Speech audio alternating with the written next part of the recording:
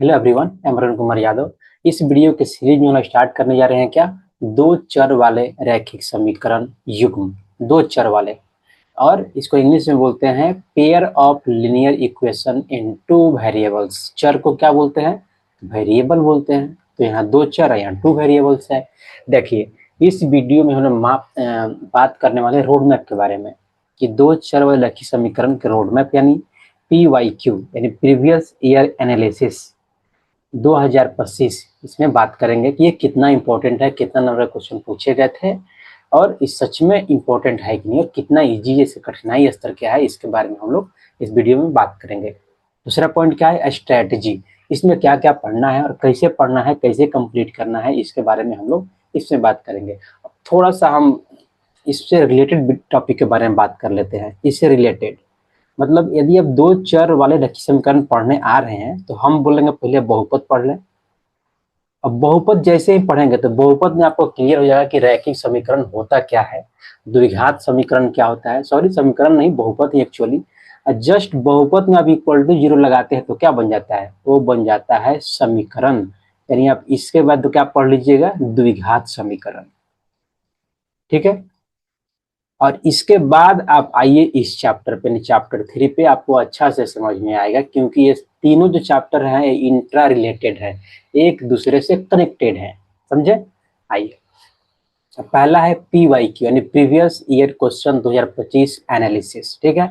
देखिए, जब भी आपका मैथ का पेपर होगा उसमें तीन तरह क्वेश्चन पूछा जाएगा। एक तो होता है वस्तुनिष्ठ, दूसरा होता है लघु उत्तरीय, तीसरा होता है दीर्घ उत्तरीय। जो वस्तुनिष्ठ होता है उसका एक क्वेश्चन का मार्क्स कितना होता है? 1 नंबर। इसको MCQ भी बोलते हैं, मल्टीपल चॉइस क्वेश्चन। और जो लघु उत्तरीय होता है उसमें एक क्वेश्चन का जो वैल्यू होता है वो 2 मार्क होता है। तो ये क्या हो गई? Short type question.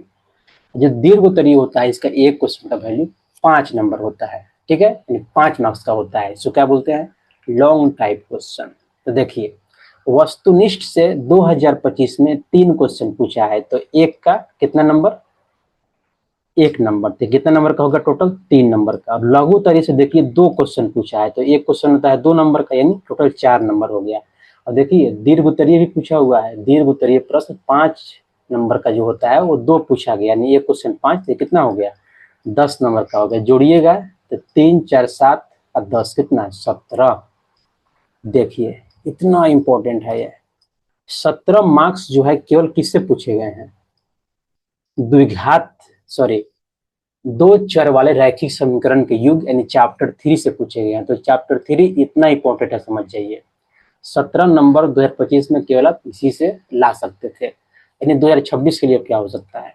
तो 2026 के लिए आप 15 से लेकर के 20 मार्क्स का इसे उम्मीद कर सकते हैं। यह इतना इंपॉर्टेंट है। ठीक है, बहुत इंपॉर्टेंट है। अब इसका जानते हैं कठिनाई स्तर। जो चैप्टर 3 है, दो चर वाला रैखिक समीकरण, इसका कठिनाई स्तर यानी डिफिकल्टी लेवल के बारे में हम लोग बात करते हैं। तो इसका जो कठिनाई स्तर है वो क्या है? इजी है, यानी आसान है। इससे मार्क्स उठाना आसान है, कुछ कठिन नहीं है। ठीक है, आराम से आप 17 नंबर इससे ला सकते हैं। ये तो हो गया मेरा PYQ एनालिसिस। अब आइए स्ट्रेटजी की बात करते हैं। तो स्ट्रेटजी में हम लोग क्या पढ़ेंगे? स्ट्रेटजी में हम लोग पढ़ेंगे पहले तो कंसेप्ट के बारे में जानेंगे। जो लेक्चर 1 जो हमेशा होता है मेरे प्लेलिस्ट का, वो हमेशा क्या होता है? कंसेप्ट के बारे में होता है। तो कंसेप्ट में हम लोग क्या जानेंगे? क्या, दो चर वाले रैखिक समीकरण क्या होते हैं। अब देखिए, पहले जानिए समीकरण होता क्या है। समीकरण समीकरण क्या होता है? कोई भी पद जिसमें LHS हो और RHS हो, अब बीच में क्या इक्वल टू होती है, क्या हो गया ये? इसी को बोलते हैं समीकरण। ठीक है। देखिए, 3x + 2 = 0, ये क्या है? ये समीकरण है। चर मतलब क्या होता है? Variable, x y z t u v, ये सब। तो यहाँ पे जो चर है x, इसका पावर कितना है, यानी घात कितना है? जैसे ही घात या पावर 1 हुआ, इसको क्या बोलते हैं? रैखिक समीकरण बोलते हैं। ठीक है। अब इसमें चर की संख्या कितना है? तो केवल एक ही है, मतलब एक ही टाइप का चर है। अब देखिए, जैसे ही हम लिख देंगे एक और, 3x 4y + 7 = 0, तो इसमें x का पावर कितना है? ध्यान दीजिए, इसमें x का जो पावर है 1 है, इसमें y का पावर कितना है? 1 है। तो पावर तो 1 ही आया, ठीक है। इसका मतलब क्या होगा, ये रैखिक समीकरण है, लेकिन इसमें कितने तरह का चर है, यानी वेरिएबल कितने तरह का है, दो तरह का, एक एक्स है और एक वाई है, यानी दो वेरिएबल इसमें हो गया, दो चर हो गया, इसलिए इसे क्या बोलेंगे, दो चर वाले रैखिक समीकरण। रैखिक समीकरण तो है, इसको बोलेंगे दो चर वाले रैखिक समीकरण। ठीक है, क्लियर हो गया कि रैखिक समीकरण होता क्या है। इसके बारे में बाद में बात करेंगे हम लोग, इनके हल निकालने के विधि, यानी हल हम बहुत तरह से निकाल सकते हैं, जैसे एक्स वाई जेड युग्म के बात कर रहा है, यानी दो चर वाला रैखिक समीकरण में दो इक्वेशन होंगे, तो दोनों में एक्स वाई जेड का हम एक्स वाई जो भी रहेगा उसका हम वैल्यू कैसे निकालेंगे, तो उसको निकालने के लिए तीन चार विधि होता है। एक होता है ग्राफिकल विधि, दूसरा होता है विलोचन विधि, एक होता है प्रतिस्थापन विधि, एक होता है क्रॉस मल्टीप्लिकेशन विधि। तो तीन तरह से, तीन चार मेथड से एक्चुअली आप इसका हल निकाल सकते हैं। तो इस तरह से क्या हम लोग खत्म करेंगे, लेक्चर 1 यानी कंसेप्ट का सारा वीडियो खत्म करेंगे। इसके बाद हम लोग शुरू करेंगे क्या, प्रश्नावली, बहुत इंपॉर्टेंट है। तो प्रश्नावली, इसमें टोटल तीन प्रश्नावली है, 3.1, 3.2 होगा और 3.3। 3.1 में टोटल 7 क्वेश्चन है और प्रश्नावली 3.2 में कितना है, 3 क्वेश्चन है, 3.3 में कितना है, 2 है।